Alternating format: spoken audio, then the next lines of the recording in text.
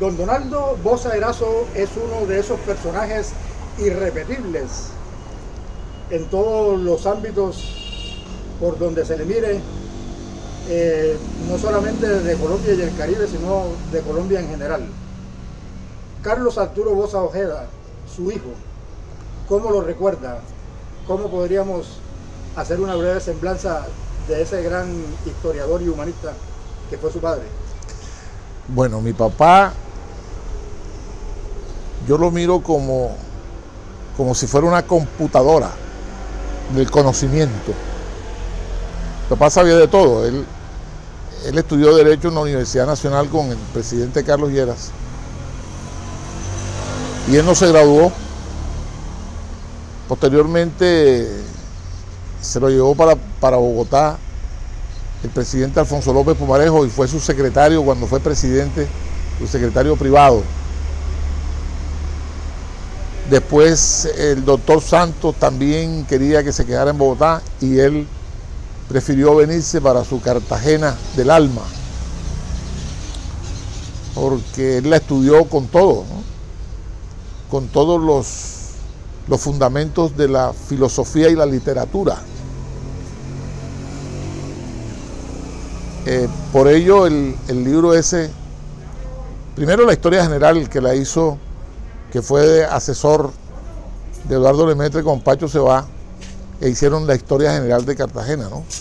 Y después el nomenclátor cartagenero, que él tenía cierto temor en haber escrito el libro, no sé realmente por qué, pero él le echó la responsabilidad del éxito del libro a Eduardo Lemaitre, a tío Eduardo Lemaitre, porque nosotros siempre lo vimos en nuestra casa desde que yo nací, y abrí los ojos, lo vi a él ahí y a su hermano Gustavo. Ellos eran, y a don Daniel Lemaitre también, ellos eran muy de nuestra casa, y con un aprecio espectacular por mi papá. Lo mismo don Carlos Vélez Pombo y su hermano, y acá los hijos de él, Jaime, Miriam, etcétera, etcétera, eran muy de mi casa. Mi papá era una persona muy leal a la amistad, ya eso hoy no se ve. Era noble con sus amigos, era una cuestión de hermandad. Y la facilidad que él tenía con su memoria, porque él la cultivó durante mucho tiempo, durante toda su vida prácticamente. Y yo le decía la computadora humana. Mi papá era una computadora. Él no se acordaba de ciertos datos, cerraba los ojos, se ponía las manos en la frente y cuando te despertaba te tenía la respuesta precisa. Y tú buscabas el diccionario y ahí estaba la respuesta exactamente como él te lo había dado. Era un devorador de libros. Me comentaba mi tío Carlos Arturo, que ya murió también, que mientras él jugaba en Tolú con los demás niños, mi papá leía El Tiempo de esa época, el periódico El Tiempo, y hacía el crucigrama siendo un niño de 14 años, por allá, ya hacía el crucigrama del Tiempo. Lo hacía con el diccionario del colegio, etcétera, etcétera, porque ellos estudiaban en Cartagena.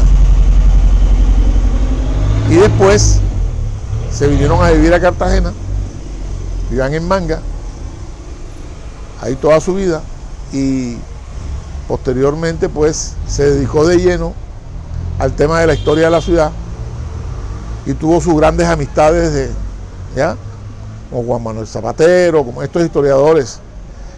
Era amigo del escritor chileno famoso, Pablo Neruda. Era amigo de Plácido Domingo, de todo lo que tiene que ver con la cultura. Esa era su vida, fue la cultura en la ciudad. Alejandro Obregón le decían el don de la decencia y la cultura, le decía a mi papá, Alejandro Obregón, que compartió conmigo y con mi papá muchas veces. Para no hablarte de otros personajes que también, cuando venían a Cartagena, pasaban por allá. Belisario Betancourt fue otro gran amigo de mi papá. Presidente Turbay también. Alfonso López Miguelsen, ni se diga porque mi papá fue secretario privado de la presidencia de Alfonso López Pumarejo. Entonces, cuando él llegó a la presidencia, lo primero que hizo fue sacar a mi papá de Cartagena y nombrarlo cónsul general de Colombia en España. Y mi papá se dedicó a esa parte diplomática y a escudriñar los archivos que tenían en España sobre el Caribe, sobre todo el Caribe colombiano. El Caribe no solamente el colombiano, sino sobre todo el Caribe. Y de allí, pues, él ya había finalizado, o estaba por finalizar el nomenclator cartagenero, que lo editó el Banco de la República y que fue todo un éxito como ha sido hasta ahora. Bueno, ¿contó alguna vez cómo había salido la idea del nomenclator cartagenero? Y además de ese, ¿qué otro libro de sus primeros? Mi papá tiene 18 libros sobre Cartagena, 18. En las páginas del nomenclator cartagenero aparecen estos libros en orden de edición. También fue poeta, ¿no? Esa idea surgió estando él en España. En el año, ¿qué? 51, 52. Yo estaba muy pequeñito, yo tendría 2 o 3 años de edad cuando él estuvo en España. Y él allá me decía, él mismo me comentaba, que estando una vez en el famoso Museo Español que queda en Madrid, el Prado, le decía un guía turístico al otro: ese señor grueso que está allí, gordito ese que está ahí, conoce más España que nosotros. Entonces, él allá conoció el libro, porque en Madrid hay un nomenclator también, ¿ya? Y ya él tenía datos de las calles del centro histórico. Mi papá se conocía el centro histórico de Cartagena palmo a palmo. Por eso esa redacción del nomenclator que te sitúa en la calle, o sea, tú lees el nomenclator y él te sitúa en la calle. Tú leyéndole el texto, te sitúa en la calle. Tú te trasladas a la calle, estás leyendo el libro y te trasladas a la calle. Y cuando llegas a la calle te das cuenta que lo que él te relata en el libro es exacto a lo que tú estás viendo. Esa era la escritura de mi papá. Y todos eran más o menos parecidos. Teobaldo Lemaitre escribía lo mismo, Pacho Cebada lo mismo, todos los escritores, por Rastroconi, todos los que hicieron libros, Roberto Arrázola, que fue el único que escribió sobre los negros en la ciudad de Cartagena, hacía lo mismo. O sea, tenían ese modelo de escritura que era muy agradable al lector. Ameno. Y ameno además. Y con una impecable ortografía y que ya esto no se ve hoy, ¿no? Bueno, además de ese paso por la Secretaría Privada de la Presidencia de López Pumarejo, fue mano derecha de muchos gobernadores. No. Y de los mejores, empezando por Obregón Flores, claro, por Boza Erazo y por otros, y por Boza Badel Huelvas y otros. ¿Qué contaba él de esa experiencia, de esa? Obregón Jaraba. No, Flores. Jaraba era el hijo. ¿Jaraba era el hijo? Sí. Sí, yo tengo una foto de él aquí. Sí, Manuel Obregón Flores. Manuel Obregón, sí. El médico viejo. Un viejo médico más serio. Él, no, imagínate. Él siempre consideró que el doctor Obregón fue el mejor gobernador que tuvo el departamento de Bolívar, seguido por Donaldo Badel, sin menoscabo de Eduardo Lemaitre y de estos cartageneros que fueron gobernadores del departamento, que todos fueron muy buenos, porque eso se derrumbó, ese criterio de administración decente y honesta y transparente y tal, se derrumbó cuando vinieron las elecciones, los cargos de gobernadores por elección popular. Lo mismo que la ciudad de Cartagena, cuando pasaron las entidades públicas a manos del municipio y que quedaban a la orden del Consejo Distrital, que eran elegidos por elección popular. Ahí vino la debacle, no solamente en la Telefónica, en las empresas públicas, en otras entidades, en la Lotería Bolívar, en fin, en todas las entidades del departamento y de la ciudad de Cartagena, porque en esa época no era distrito. Entonces, esa es la gran diferencia de las épocas. Es que antes se hacía la política con decencia, en la plaza pública. La gente, sí, eran costumbres tanto del Partido Liberal y del Partido Conservador, aunque eran oposición, se veían en la plaza pública. Cuando mi papá me comentaba que cuando la época de la violencia, el Partido Liberal era el que hacía las reuniones en las plazas públicas. El Partido Conservador no lo hacía en la plaza pública. Lo hacía en las oficinas oficiales, las oficinas de los despachos oficiales. Ahí cuadraban las listas, hacían todas las cosas. Pero bueno, eso ha ido cambiando de tal manera hasta lo que es hoy, ¿no? O sea, una corrupción estrafalaria, extravagante, llena de ambición. El tipo llega a un cargo es a enriquecerse, ¿ya? No a servir. Bueno, con tantos atributos intelectuales y administrativos, ¿cómo podría uno explicarse hoy, en el año 2021, que nunca hubiera sido nombrado gobernador o alcalde titular? Bueno, ¿qué te digo? Él declinó esa gobernación. La declinó con dos presidentes. Con Alfonso López. ¿El viejo? No, el hijo. Sí. Y con el doctor Turbay. Eso me lo dijo muy clarito, porque ellos lo llamaron a la oficina de la academia. Dijeron: Donaldo, lo vamos a nombrar gobernador de Bolívar. Y él declinó. 2 veces. Razones, no sé, pero declinó. Él tenía una visión política muy clara de las cosas, ¿no? Y él no quería como comprometerse, porque ya estaba el tema de la corrupción prácticamente arrancando, ¿ya? En esos años. Y él no quiso meterse en eso. Por tranquilidad personal. Mi papá era una persona muy tranquila. Yo raras veces lo vi molesto. A veces se molestaba conmigo porque yo lo molestaba mucho, pero a mi papá, al fin y al cabo, ¿no?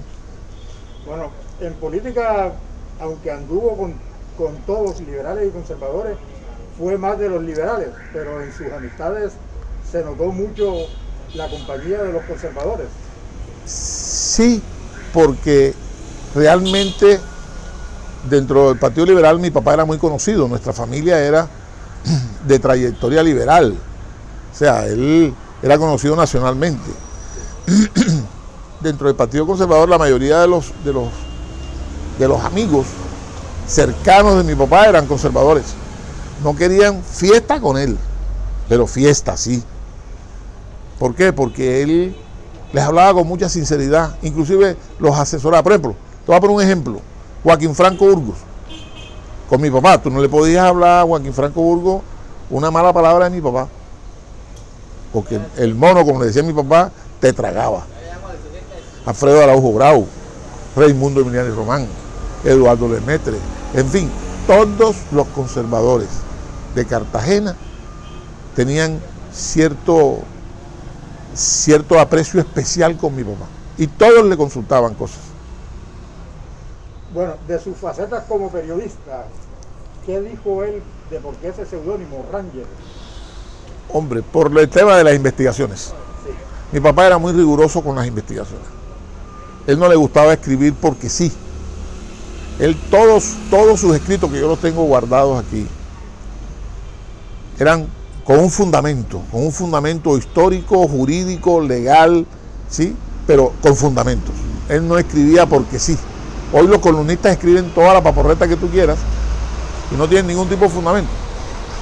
Yo me recuerdo mucho a Carlitos Villalba Bustillo, que yo le decía a Tocayo, yo compro el Universal porque usted escribe allí. Usted coge a los columnistas del Universal y se los lleva para el New York Times en los Estados Unidos, y a la semana lo cierran. Yo compro el Universal porque tú escribes ahí.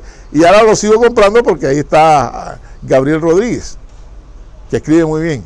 Me gusta mucho ese estilo que él tiene, porque él suelta la verdad. De pronto a veces se acomoda con algunas cosas, pero me gusta mucho por eso.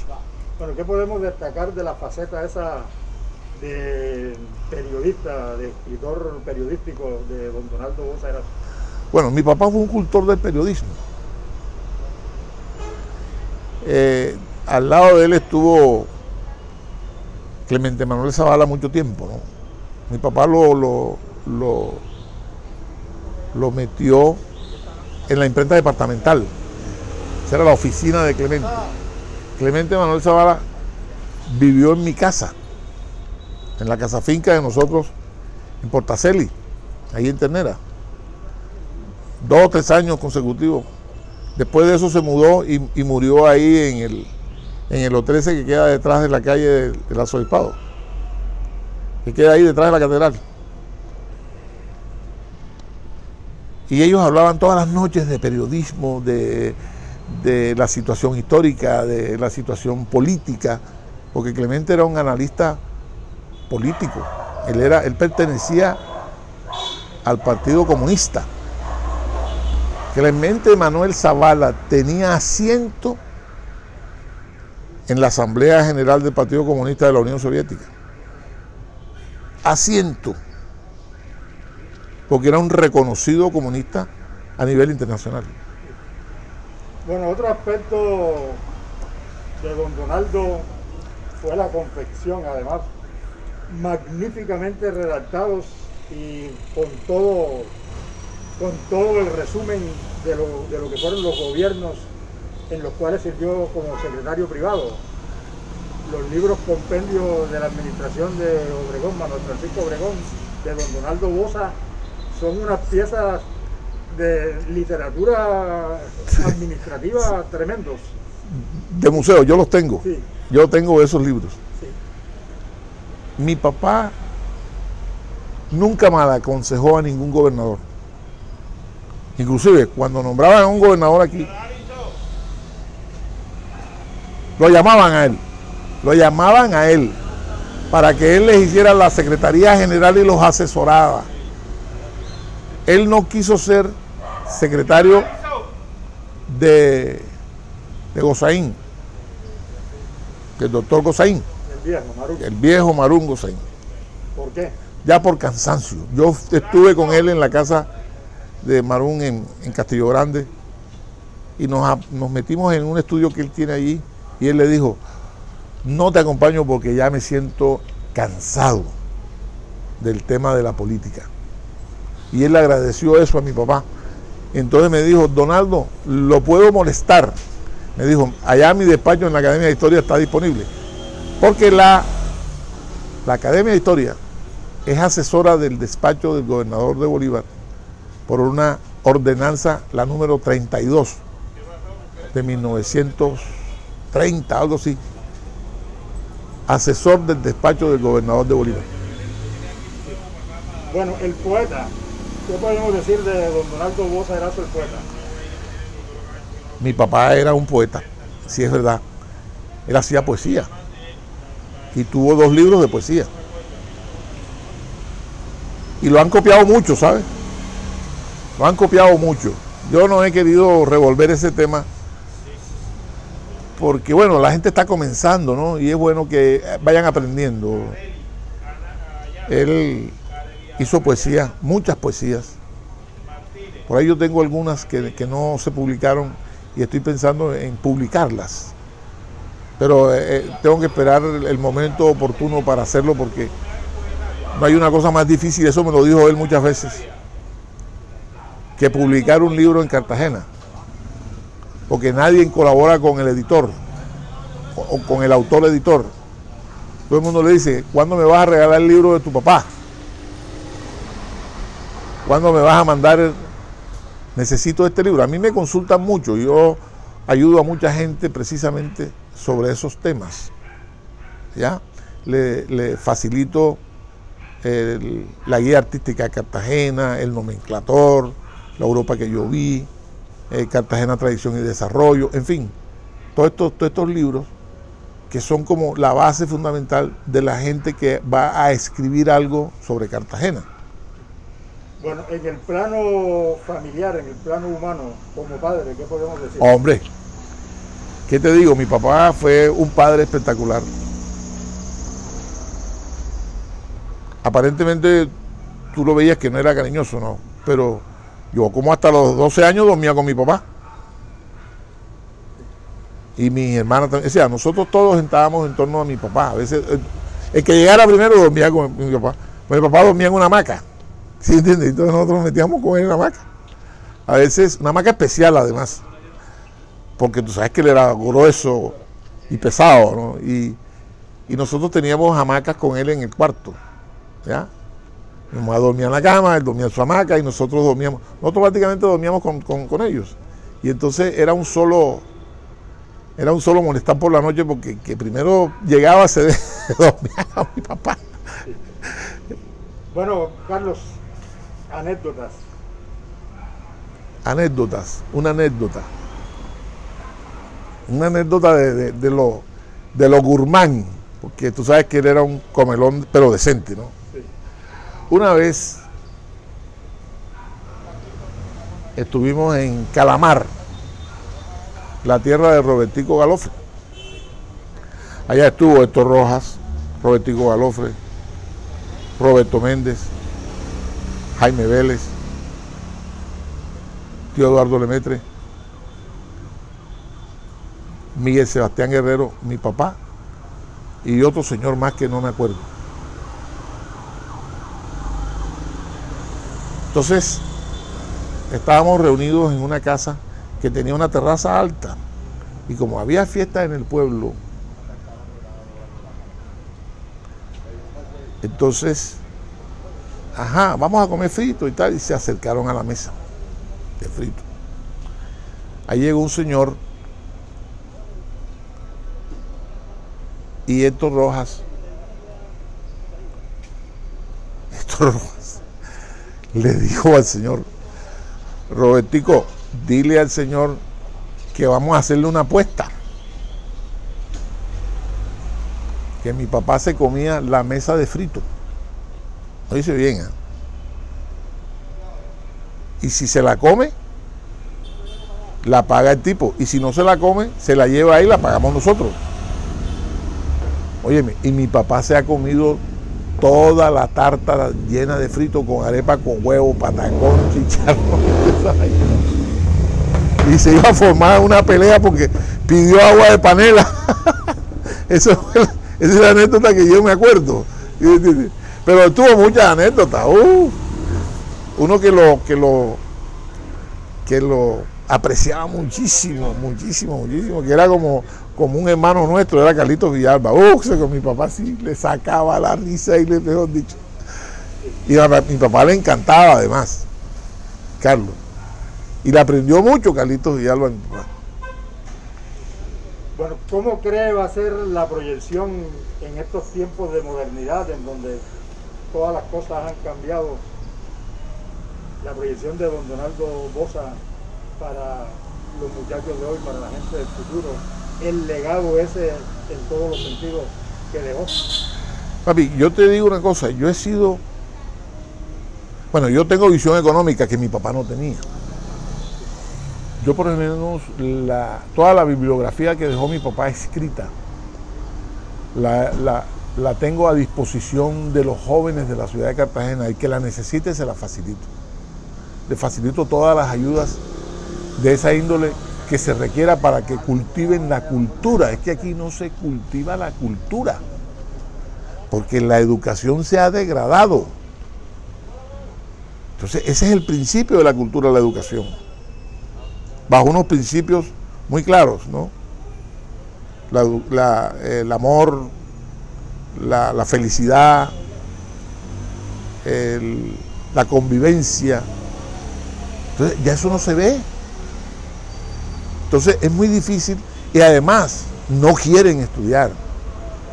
Es muy raro, y el que estudia y se dedica a la cultura, tú te das cuenta, en el periódico La Universidad yo me he dado cuenta que sobresalen unos muchachos en el Japón. ¿Y dónde son?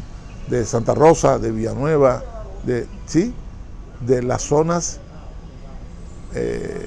¿cómo te digo? No, de las zonas intermunicipales del departamento de Bolívar. Son de los municipios del departamento de Bolívar. Muy pocos cartageneros. Sí hay cartageneros, por supuesto, pero son muy pocos con relación a eso, fíjate. ¿Pero por qué? Porque esa gente se preocupa y viene a la ciudad a buscar en las bibliotecas y la cosa. Y tú vas a una biblioteca cartagenera, la de la Academia de Historia, por ejemplo, y hay un niñito ahí haciendo una tarea. Va a la del Banco de la República, que está a disposición, que tiene 50.000 ejemplares, o 60.000 o 100.000, no sé cuántos tiene.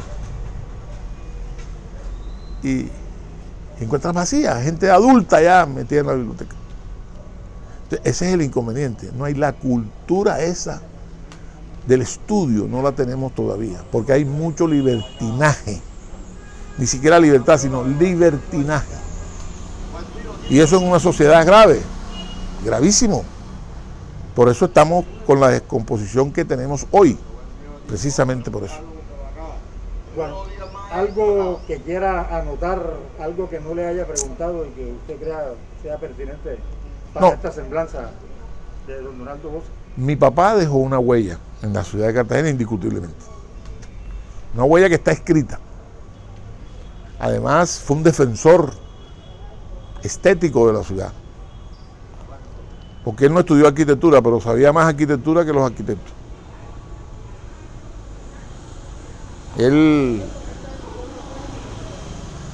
Ese Parque Apolo fue un diseño de tío Eduardo Lemaitre con mi papá.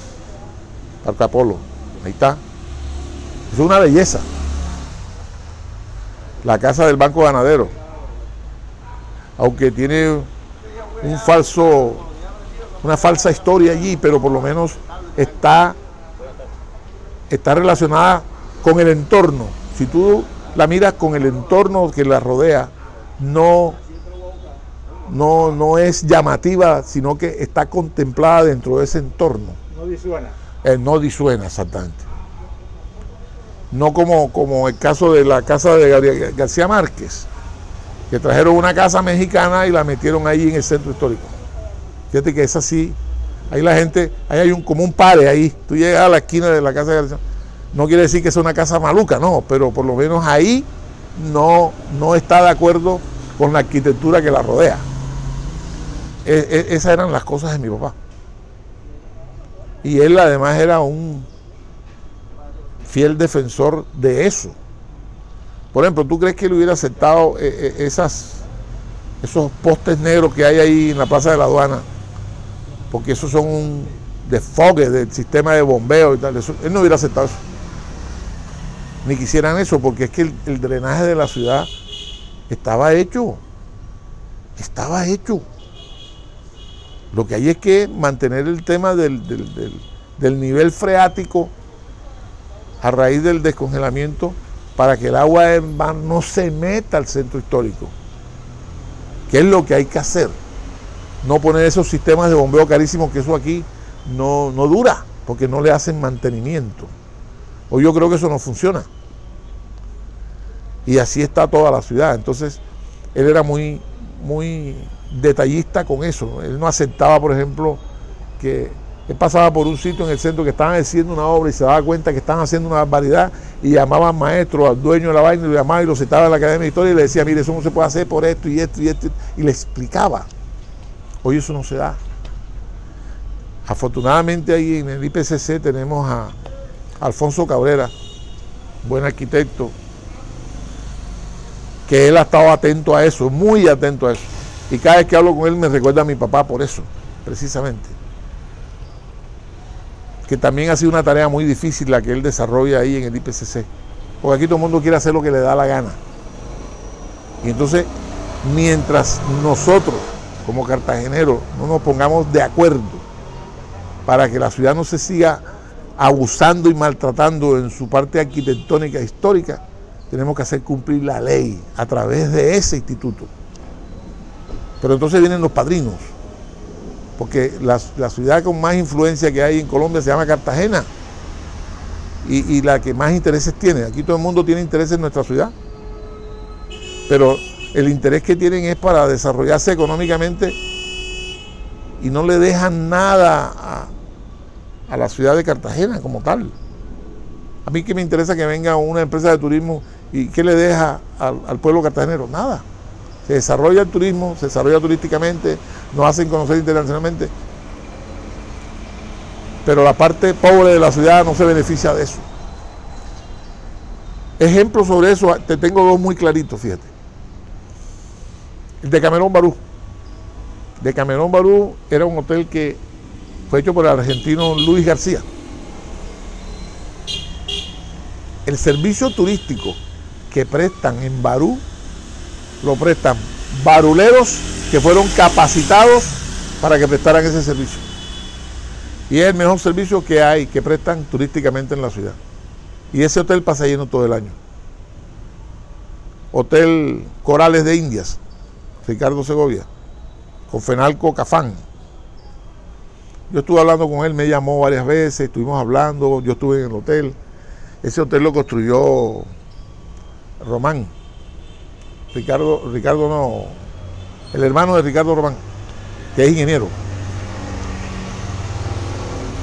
El servicio turístico que prestan ahí son cartageneros negros de toda la ciudad de Cartagena. Muy pocas personas son del interior. Y ese hotel pasa lleno todo el año. Así, todo el año.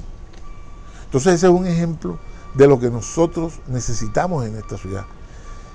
Él, por ejemplo, hizo una labor extraordinaria con Nicolás del Castillo cuando fue gerente de la promotora de turismo a nivel nacional. La Corporación Nacional. Que era la Corporación Nacional de Turismo. Por eso primero fue promotora y después lo convirtieron en Corporación Nacional de Turismo. Profesionalizar a los guías turísticos de la ciudad. Yo me acuerdo que yo le entregué a Javier Cáceres Leal, los certificados, los carnets. Yo se los entregué ahí en la Puerta de la Inquisición, que mi papá le sacó a ellos primero, que eran los veteranos, ¿no? A estos veteranos guías turísticos, eran como 10 o 15. Esos fueron los primeros que obtuvieron su carnet profesional de turismo, firmado por Nicolás del Castillo como director de la Corporación Nacional de Turismo. Después vinieron otros directores, pero eso se ha ido diluyendo en el tiempo, no sé cómo se está manejando ese tema turístico, aunque no es correcto, porque él considera que el turismo en Cartagena tiene los mismos errores de hace 40 años. No han sido superados. O sea, el sector turístico en Cartagena de Indias tiene los mismos problemas de hace 40 o 50 años atrás. Los mismos. No han sido superados. Y todo el que llega y monta una empresa turística en la ciudad de Cartagena es excluyente con la gente de la ciudad. El caso de los carperos en Boca Grande, el caso de la zona esta de la playa hasta la Boquilla, el caso de, en fin, en todas partes. Entonces el desarrollo turístico aquí, por eso no prospera. Y pongo un ejemplo. En el Pacífico Sur, los promotores del turismo en el Pacífico Sur no permiten dejar por fuera a los residentes del Pacífico Sur en ningún proyecto turístico de esa zona. Y ese es el paraíso terrenal nuestro a nivel mundial, Pacífico Sur. Eso pasa lleno todo el año, todo el año. Nosotros podemos hacer lo mismo en Cartagena. Entonces, pero sin el egoísmo ese. Aquí hay 4 empresas turísticas. No hay una cooperativa de turismo. No hay no sé si los señores estos de carperos y lancheros, etcétera, etcétera, están asociados. Nadie los ayuda. Y el turismo es una cuestión de cooperación para prestar un buen servicio. Turista satisfecho trae más turistas. Eso era un dicho de la Corporación Nacional de Turismo en la época de Nicolás del Castillo Mathieu, que hoy ya no está. Esa es la radiografía muy rápida de lo que es el turismo en la ciudad de Cartagena. Y que era preocupación de ellos, no solamente de mi papá, de ese grupo de la Academia. Además, que no conocían la historia de la ciudad. Yo he corregido cocheros hablando y no conocían la historia de la ciudad. Que sería muy bueno que hoy la Academia de Historia o la promotora de turismo programara con la Academia de Historia unos cursos de historia de Cartagena de Indias. Si ahí están los tomos disponibles. Está la historia general y está el nomenclato cartagenero, que es el que cierra el tema histórico de la ciudad de Cartagena, y los libros de Roberto Arrázola, que hablan de las negritudes y de todas estas cosas. Y hay una claridad, porque todo el mundo ha hecho un cuento y el otro ha hecho otro cuento. Total, el turista, en vez de quedar satisfecho con lo que se le presenta aquí, se va confundido hacia el exterior, precisamente por la falta de capacitación, de educación en materia turística.